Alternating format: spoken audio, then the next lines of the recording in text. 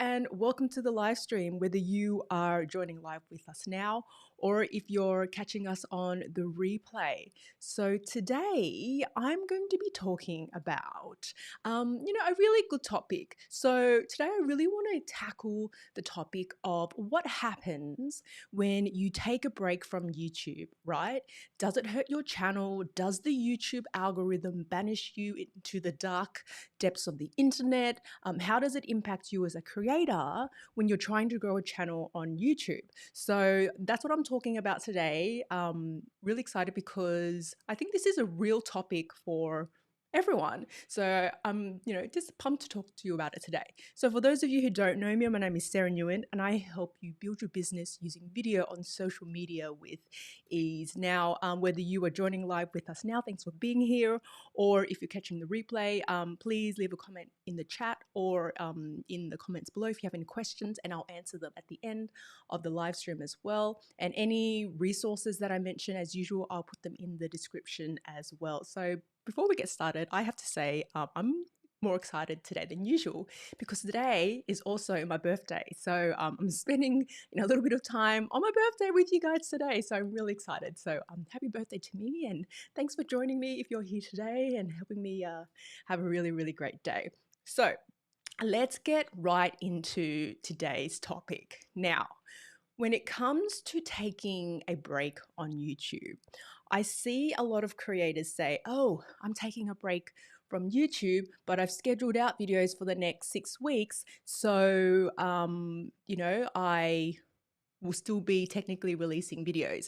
And in my opinion, and in my view, that's not really taking a break. That's like a Ross and Rachel from Friends taking a break. That's really unclear because it's like, well, you say you're taking a break, but you're still showing up, right? So for me, when I talk about taking a break from YouTube, I'm talking about nothing. So I'm talking about not creating any videos, or maybe you are, but in the background, not releasing any videos, not doing any live streams, no uploads, right? That's what I mean by not actually taking a break. So that's what I mean by if you take a break from YouTube for whatever reason and stop releasing videos for a period of time, what actually happens? Now, I think I'm qualified to talk about this because in December last year, I had some big personal things happen. So there was a death in the family and I took a month off. Like, it was unexpected.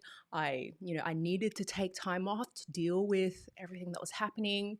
And it was literally, I didn't have videos released over that period of time that I took off, and I took off a whole month and I didn't live stream that whole time. So literally, like, the channel, YouTube got nothing from me for that month. And I don't regret that decision at all, which is why I'm talking about it today.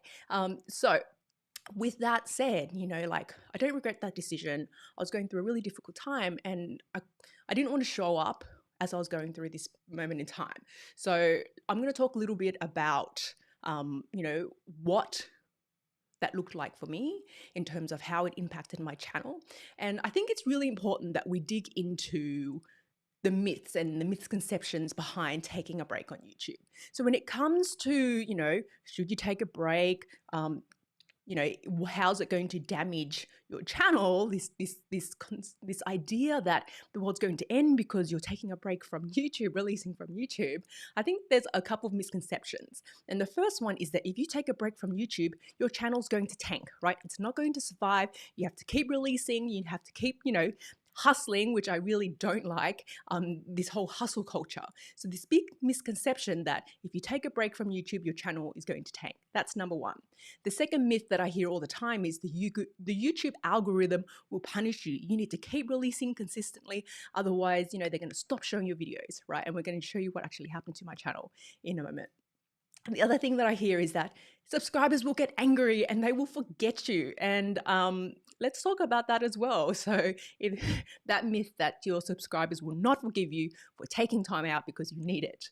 And then, just this idea in general that I see that YouTube must come first. If you want to succeed on the platform, you have to do YouTube at all cost. And I think these are the misconceptions that people have about YouTube. And One, I think it's horrible advice, and I hear it a lot from big creators. I don't know why, but I hear it a lot, and I hear it like it's just misinformation, right? And I think it's terrible advice for a couple of reasons. YouTube, in response to this myth that you have to relentlessly release videos, otherwise your channel will die a terrible death. So Susan Wojcicki, the CEO of YouTube, she actually said, and this is a quote from her, right? She actually said, "We encourage you to take care of yourself and invest in your recovery." And this is specifically in relation to if you're feeling burnt out, if you like really want to take a break from YouTube because you just need to take a breath, to focus on stuff, and you don't want to release just for a short period of time, they actually recommend that you do this. And they did a study of YouTube channels, right, that took a break, and they looked at the views that the channel was getting before the channel took a break, or the creator took a break, and after the creator took a break. So before and after. And then when they looked at the views, right, that happened, that they saw, for like, it was a big sample, like the study was quite big, and this is YouTube itself, but nothing really changed. Like, if anything, the channel got more views when they returned. So YouTube, in fact, say that no, this is actually not true. This is a big misconception, that if you disappear from YouTube for a while and come back, it's going to be okay, right? So I think it's really important that we bust these myths in terms of what happens, if you take a break from YouTube because you really need to. So that's, I think, important to address. Now, I want to talk a little bit about, and I'll put a link in the description to that actual article, because it's a really interesting article where they say, we want you to take a break. We don't want you to burn out. YouTube is a long-term game, creators. So, don't burn out. Otherwise, it's not good for YouTube either. So they don't want us to burn out either. So I want to look at what my experience has actually been. And I want to look at my, I want to talk about my experience in terms of what happened to my views and reach, because I know you all want to know, right? What happened when I took a break? Did my channel die? Which the answer is no, because I'm still here, clearly. What actually happened? So let's have a look at my actual channel, and I'm going to share my screen.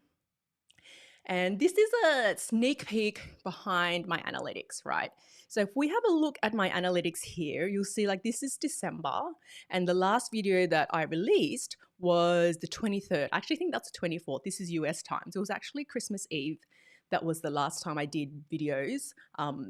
And then a whole bunch of stuff happened. And as you can see, there is nothing. Like this whole section here, nothing. I took a real break from YouTube, right? So I didn't have another video go out on the channel until the 25th of January. So nothing. So a whole month of actually nothing, as I was dealing with the big life events, right? So look, if you have a look, really, the reach, like, the impressions that I was getting in terms of YouTube was still showing my content. So even though I was not releasing videos for this period of time, I was still getting reach, right? They're still showing my videos in search, right? And you can see here in terms of views. Let's go to this one. In terms of engagement, right, and in watch time. Not only was in this one, you can see like they were still showing my they were still showing my content, and in this tab you can see like people still watching it, right? So I wasn't forgotten by the whole world. They were still showing it and people were still watching it. And if we go I look at this in terms of, all right, there's little dips here, but overall, if you draw a straight line, like it's not really a massive difference. It really isn't a massive difference. And if I look at the, the views of that period, like the views didn't dramatically drop from when that time that I took time off. Like, there's a little bit of an increase, but overall, if you draw a straight line through it, it's still about the same, right? So I didn't see this deadly decline in my channel. So I want to like really bust that myth that if you take time off, your channel's, YouTube will stop showing your content, people will stop viewing your videos, because that's just not true. That's absolutely just not true. So let's go back here. So that, I think, is my first myth busted. That's what happens in terms of my views and reach. Now, the other second thing that I wanted to talk about, which is a really big one as well, is what happened to my income, right? So I think there's this big fear with YouTube creators that if you take any time off YouTube, then the money just stops. And I want to address this because I feel that um, particularly when you're a new creator and you're really desperate and you're really gunning to get monetized, this is a really big fear that if you don't keep going, you're not going to get monetized, and everything's going to fall apart. In terms of my income over the period, I think it's important to note that I didn't see a dip in income because I've diversified how I make money from YouTube. And these are the sections of the pie of how I make money from YouTube. I make money from my product and coaching sales. I make money from brand deals. I make money from affiliate commissions and AdSense. So YouTube AdSense is probably the smallest slice of that pie. And I'm grateful for the money that comes through that because of it. But I've deliberately and intentionally built the business so that that's not the only thing I'm relying on. And particularly when things happen and life happens and you have to stop YouTube, I'm not worried that something's going to happen and then I can't, cover the bills. I can't make the money that I need to make to survive. So it's really important, if you want to take a break from YouTube, to consider different revenue streams, because AdSense at the end of the day, not just for me, but for all creators, is actually a really small portion. I know like there are big creators like, there's Casey Neistat and there's these huge creators who make a lot of money from AdSense, but you're not them, right? You're not Casey Neistat. You're not Phil DeFranco. You're not those big YouTubers that have the gazillion subscribers. As a smaller creator, as a new creator, once you get monetized, it takes a while to build up that income, for it to become something decent. And then it's unpredictable, right? It fluctuates. YouTube changes stuff all the time. You can't rely on it. So in terms of being able to survive, a break, it's important that you diversify your income so that you don't actually, feel like this massive hurt when you need to take a break, and you will need to take a break because life happens. So that's the second, the second impact that I had. So I didn't really have pain because I had kind of planned for it, and you should too. So let's talk about the third thing in terms of the impact on my channel is what happened with subscribers. Now, I think I talked about this big misconception that if you take a break, all your subscribers will be angry at you and they're going to send you hate mail and they're never going to talk to you. And no, that didn't actually happen. I probably had a couple of subscribers who messaged me directly going, "Hey, we haven't heard from you for a while. Are you okay?" So I had genuine subscribers who cared about my well-being and were like, "Where are you? Are you okay?" So that was really lovely. But I didn't have anyone who was like, "Why aren't you releasing any videos? I'm waiting for your videos." And angry, right? None of that actually happened. And when I did return a month later, did I get people going, "I can't believe you haven't released anything for a month"? No, I didn't get that at all. If anything, it was like, "Hey, good to see you back again. Looking forward to your content." I don't think particularly if you work on building a relationship with your channel, with your community and your subscribers, and you're attracting the right people, that you're not going to have all of this abuse. Hopefully not anyway, when you come back. So I think that in terms of subscribers, did they get angry at me? No. Did I lose subscribers over that period? No. I kind of just saw, the same number of subscribers that's, been constant over the last few months happen during that time. So I really think that that's a big misconception as well. Now, in terms of, why my channel didn't disappear into the ether and completely die, I think I have to address the fact that a lot of my content is also evergreen content. So this is important to note because I know there are a lot of channels out there that have a lot more trending content, right? There's trending content and there's evergreen content. Trending content is, I think stuff that's of the moment, that's newsworthy, that's right now. Whereas evergreen content typically is relevant at any time. And my content predominantly is evergreen content. I do a lot of tutorials. I do a lot of how-to trainings. And I think having that as part of my YouTube strategy helped the channel while I took a break, because YouTube kept serving those videos because they were evergreen content should be always relevant, right? So that is a big component as to why I could survive taking a break from YouTube when I really, really needed it to. That's part of my YouTube content strategy. So with that said, with all of these things that happen, what's kind of the key takeouts? Can you take a break from YouTube let's wrap it up. Even like, what should you be considering when it comes to YouTube and taking a break? I think it's important to talk. It's important to think about your content strategy. I think in general, having evergreen content as part of your strategy somehow and incorporating that into your channel will help you survive these dips, and it will also help you stabilize the fluctuations in your views and the fluctuations in your income as well. So that's been my experience and what I would recommend. Think about adding, think about your current content strategy and consider adding evergreen content as part of it, and this will help you for when you need to take a break, or if you want to take a break, this will help keep your channel alive. I think it's really important as well to not rely on AdSense alone. I see this all the time, particularly with brand new creators who are trying to get monetized. They're like, I just want to make an income from YouTube. AdSense is how I want to do it. And AdSense is great, but it's so small. It's so small, especially compared to what you can potentially do, and especially compared to what you actually can control. Don't rely on AdSense alone. Create your own products, do affiliate, line up with the right affiliate products and promote them and make commissions off them, because you'll find that that money is way more than what YouTube will pay you, right? So don't rely on AdSense alone, and this will definitely help you cushion for the periods that you actually have to take time off. I think if you are considering taking time off, or if you need to take time off, put a return date in mind. So when I took time off, I knew that I needed to take that time off. YouTube is important to me. It's important to my business. But what I was going through at that time was more important, right? So YouTube had to wait. But with that in mind, my intention was always to come back. And I said, all right, I'm going to take a month off. And to be honest, if I had gotten to that 1 month mark, and I felt that I needed more time off, I probably would have moved it and said, okay, I'll need to take another month off. But at that time, I was like, you know what? I'm going to, at this moment, say 1 month, and then my aim is to come back for then. So in the back of your mind, you know that you haven't forgotten it and that you will come back to it. So I think, put a return date in mind, because that will help keep you accountable. That will help you kind of just keep YouTube in your peripheral as you're dealing with whatever you need to deal with. And I think, if you are considering, if you really feel that you're burnt out, if you really feel that you just want a bit of time off from YouTube, take the time off. Don't be afraid to take the time off. I see a lot of people comment saying, I'm feeling really depressed.